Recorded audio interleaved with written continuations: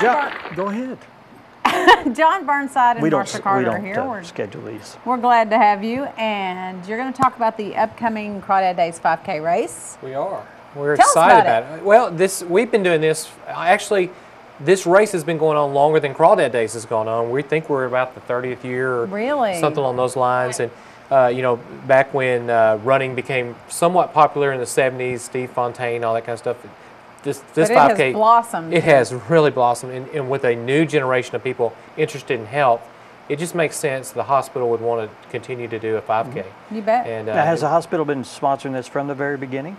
We have. Oh, okay. We have, and Marsha has been there almost every one of those. So almost, and she started when she was about 8, and she's continued on.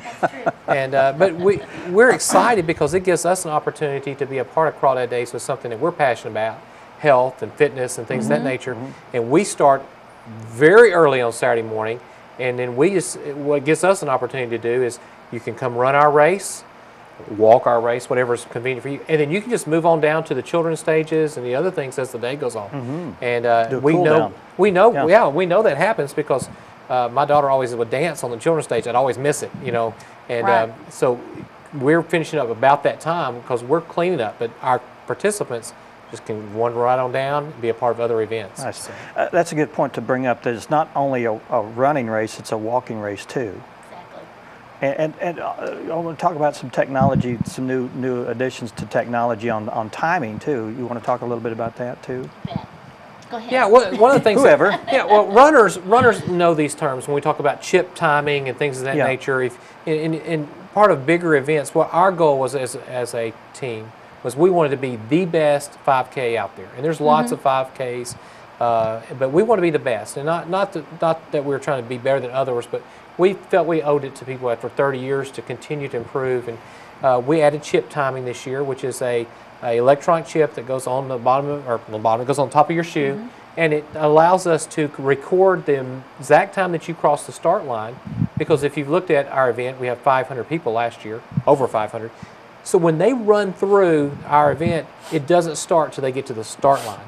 And then when they cross the finish line, it's an exact time. And these times are sent to a computer. There's a safety issue there too, I think, that helps with not running over people to get in the front. Right, because when the gun went off, people say, oh, the timer's going. Right. And it allows it that you can actually stand back, or you can allow other individuals, because your time is yours. It does not start till you start to go across that start line. Glad to see that.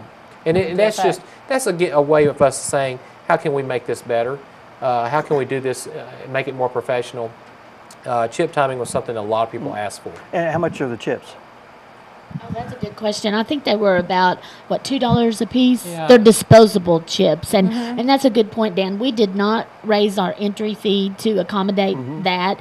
Also, I just wanted to give a big thank you to the Chamber. The Chamber is just real supportive of the race, always has been, and they help us, you know, with a lot of our event. We provide our own volunteers, but they provide some, or they have in the past, and we appreciate that. And also, we're able to tag on to some of the things that they do as far as housing our timing service and putting them up for the night and that sort of thing, keeping them close to the race. And it's wonderful to work with the Chamber, and we appreciate their support. Ice and tents and chairs. Tables. And then we, in turn, have 500 people that come early that we encourage to.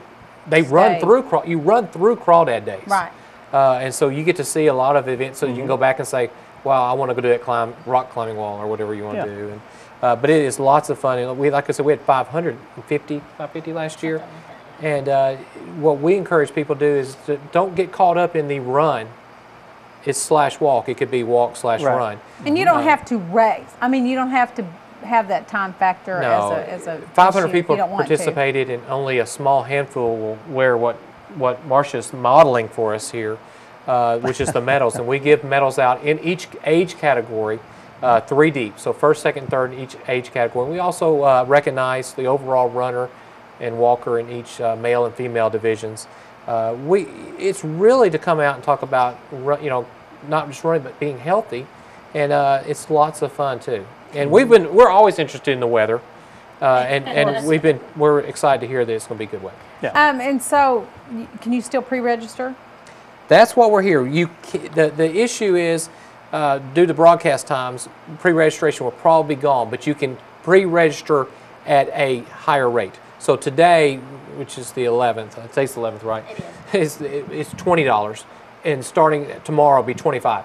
Not much Okay. increase, but you will get one of these shirts. I'm actually wearing the participant shirt, and you will be getting a T-shirt with your registration fee, and then also beautiful weather and a good time. What is the cost if you register the day of? $25. Okay. And there's also corporate teams, and those are groups of 20. So we have lots of industries and companies out there who have gathered up their friends, employees, and their families who will be participating, and they're going for a prize also. And it's just a wide variety of things that you don't anticipate, including a Crawdad Kids Crawl. It's not really a crawl. You want to tell them about what it is? Yes, like John said, it's called the Crawdad Crawl, kind of like the watermelon crawl, I guess, but it's not really a crawl at all. It is an actual sprint.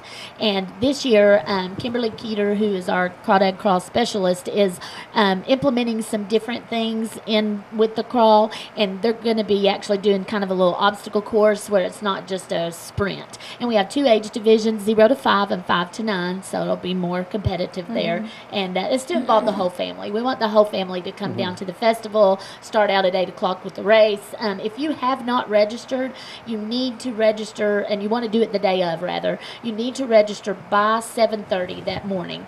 At 7:45, we absolutely have to cut it off so we can get the information to the timing service with your number and all of that. So you still can register the day of if you want to wait. It'll be $25 unless you're on a corporate team, then it's $15. And if you're doing the Crawdad Crawl, it is free until the 11th. After the 11th, it's $3. Okay. Registration forms are where?